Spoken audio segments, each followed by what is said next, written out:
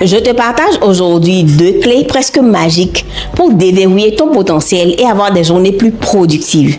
En dehors de la planification, de la priorisation de tes tâches, en dehors même de n'importe quel outil de productivité, il y a ces 2 petites choses qui font la différence et dont pourtant on ne parle pas beaucoup bizarrement. Bienvenue sur ma chaîne. Si tu es nouveau par ici, je suis Olivia, ta coach en productivité personnelle. Et ici, je te parle d'organisation, de gestion du temps, de productivité et de performance. Je te donne les clés pour avoir une organisation carrée et atteindre tous tes objectifs. Si tu veux aller plus loin, tu peux réserver un échange gratuit de 30 minutes avec moi. Le lien se trouve dans la description. Et sinon, tu peux profiter de tous les conseils sur ma chaîne en t'abonnant dès maintenant. 5 exemples, 5 célébrités que tu connais forcément, qui l'utilisent chaque jour.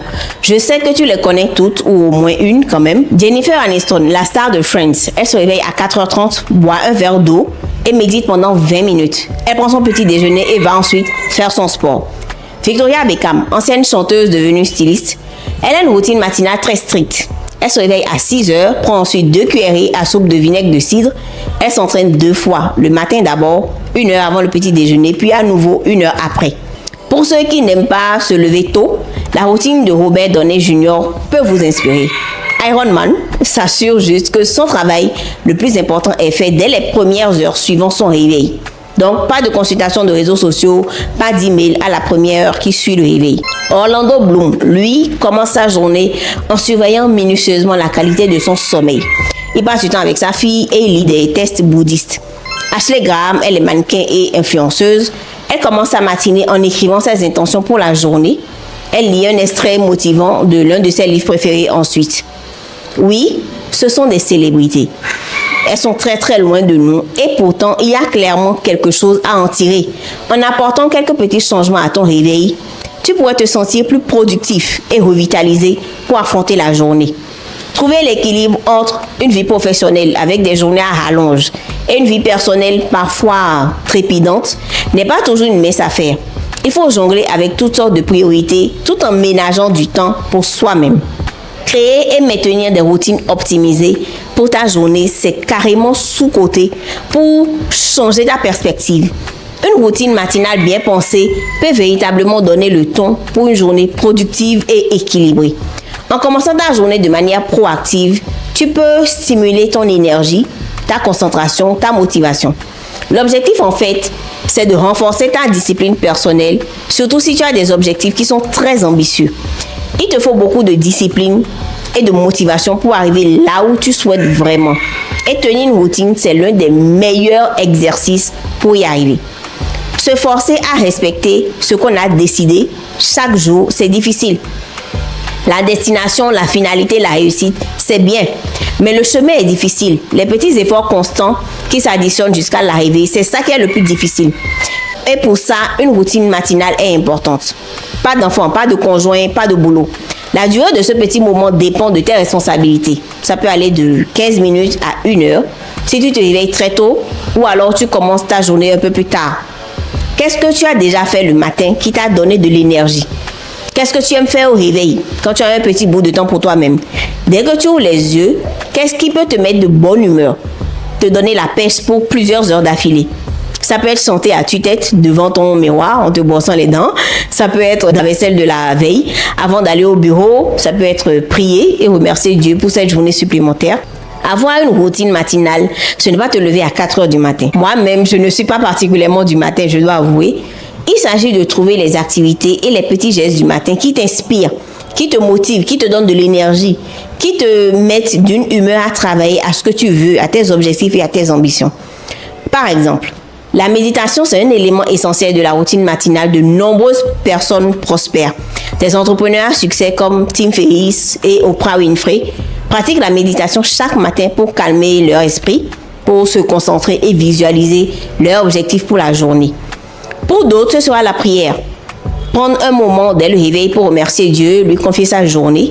Une spiritualité forte peut t'apaiser et au fil du temps, tu prends du recul avec ce qui te tombe dessus chaque jour. Les urgences, les imprévus, les gens qui ont pour seul objectif du jour de te bousiller la tienne, bref. Commencer ta journée d'une manière apaisée et calme t'aide à relativiser sérieusement. Pour les plus énergiques, faites comme le fondateur de Facebook, Mark Zuckerberg, qui lui commence sa journée par une course à pied ou une séance d'entraînement intense. Cette activité physique lui permet de se réveiller et de se préparer mentalement pour la journée à venir. Il n'y a rien de tel que commencer sa journée avec une bonne séance de sport tôt le matin pour déborder d'énergie toute la journée. Personnellement, j'aime beaucoup démarrer la journée de cette façon avec du rythme et de l'intensité. Ce n'est pas toujours facile, je le reconnais. Certains matins sont plus durs que d'autres, mais en général, j'ai l'impression que ça finit de me réveiller en quelque sorte. Ce sont des choses que tu dois prendre en compte pour décider des éléments essentiels dans ta routine matinale. L'effort que ça te demande, ton ressenti sur la journée après l'avoir fait, dans quel objectif tu le fais, à quelle fréquence tu peux le faire sans que ça devienne une corvée, parce que ce n'est pas du tout le but. Une dernière chose sur laquelle je veux insister, c'est la personnalisation. Tout ce que j'ai dit, ce sont des exemples. Ces routines fonctionnent pour ces personnes-là.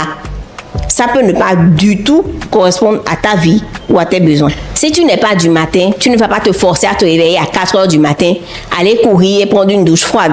Et si tu aimes démarrer la journée sur les chapeaux de roue, tu ne vas pas te mettre forcément à méditer dans le calme pendant 30 minutes. Ça n'a aucun sens. Que ce soit des activités de relaxation comme lire, prier, méditer, écrire dans ton journal, prendre le temps le matin, ou plutôt des activités plus intenses comme le sport, la danse et autres, tu dois les adapter à ton rythme de vie et tes objectifs. Pour tenir une routine sur le long terme, la clé c'est la personnalisation, la cohérence et l'adaptabilité. Quand tu crées et maintiens une routine qui te correspond réellement, ça te change tes journées. Il ne te faudra que quelques semaines pour t'en rendre compte. Cette seconde chose, si importante selon moi, qui peut contribuer à faire la différence, c'est de cultiver une mentalité de succès. Je m'explique. Ton plus gros frein pour être productif et organisé, c'est toi-même. Quand je reçois des clients en coaching, j'entends souvent « Je n'ai jamais été organisé. Je ne vois pas comment commencer maintenant, à mon âge. Planifier me fait perdre du temps, je dois agir vite. Je teste beaucoup d'applications, mais je ne sais pas pourquoi ça ne me convient pas. Je ne suis jamais mes propres programmations, j'ai laissé tomber. Être bien organisé, c'est inné. On l'a ou on ne l'a pas, etc., etc., etc. » Ce ne sont que des croyances limitantes. Si tu es de ceux qui pensent une de ces choses, c'est normal que tu ne sois pas productif. Tu t'es toi-même limité en pensant que tu ne vas pas y arriver. Il y a donc très peu de chances que tu y arrives. Ou encore, dès le réveil, tu es convaincu que tu vas passer une sale journée. Il y a des chances que tu passes une sale journée. Ta mentalité, ta façon de penser, de percevoir les choses, influence directement ton comportement et tes actions. Une mentalité positive et axée sur l'efficacité, la productivité, la réussite va te permettre de rester motivé, de surmonter les obstacles et de persévérer dans l'atteinte de tes objectifs. Parce que tout ne se déroule pas toujours comme prévu et c'est la mentalité que tu as qui te fera réagir comme il faut et ne pas t'arrêter aux obstacles. Plusieurs grands auteurs ont écrit et développé de belles théories sur le sujet.